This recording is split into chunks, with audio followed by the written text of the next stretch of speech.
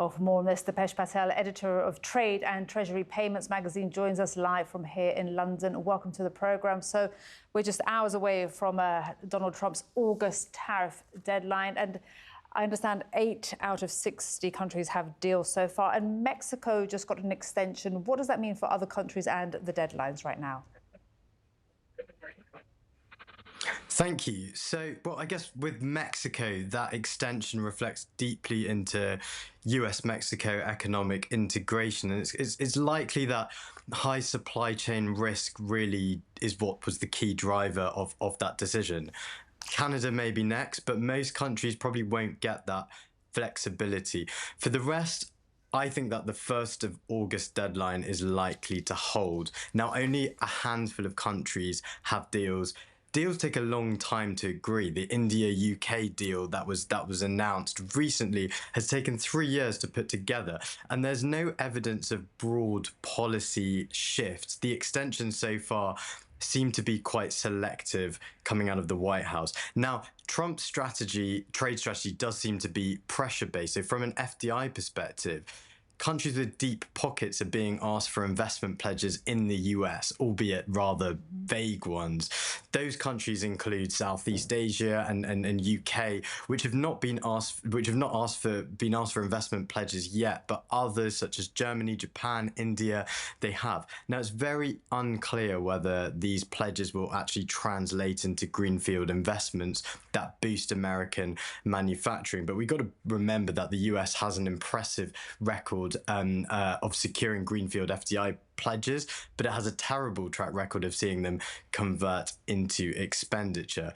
I think there are 3 possible rationales as to why countries are signing these deals with Trump that they have very little or no control over. Firstly, with the August the 1st and tariffs of over 30% looming, that's an impossible future commitment, but it may be worth making if it means getting a deal so trade can survive this week.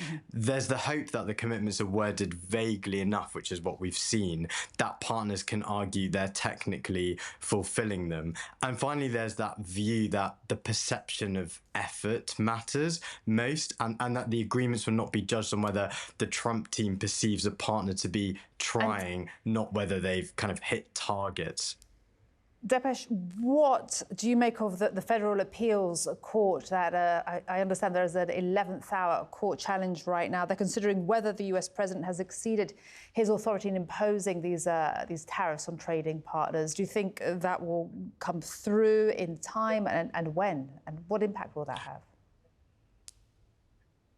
Well, we're not sure yet, and what's interesting is the price hikes haven't yet hit US consumers. It's unclear who's actually paying for the billions of dollars of tariffs that the US has collected. Maybe manufacturers so far, but it's unlikely to be sustainable for many to continue. It's estimated that the short-term impact of tariffs so far is equivalent to an average of something like $2,400 per US household in terms of income loss, but there has been talk about providing those tariff stimulus checks to citizens. I think $600 per person, which equates to that $2,500-ish per household. But I think the impact of the US economy will likely depend on who bears the brunt of the tariff costs going forward. Do manufacturers continue to, in order to keep access to the US market, and does it get passed on to consumers? Just more broadly, how dangerous a moment do you think August the 1st will be for international relations and, of course, world trade? What can we expect?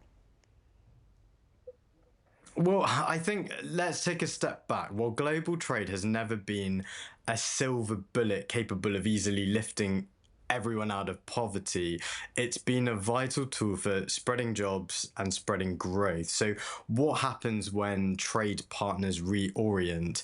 If the US market is increasingly difficult or impossible to reach, firms have to pivot, and many of our readers at Trade Treasury Payments are seeing that. We're seeing some just completely collapsing, others fighting for the same batch of customers elsewhere. We've got to bear in mind, de minimis has now gone for all goods to the US. Well, it will go starting on August the 29th. This is going to be a serious problem for many US customers and businesses that rely on e-commerce. as a means to get the widest array of foreign products. It will badly affect, I think, the global smaller companies that have found American customers using de minimis.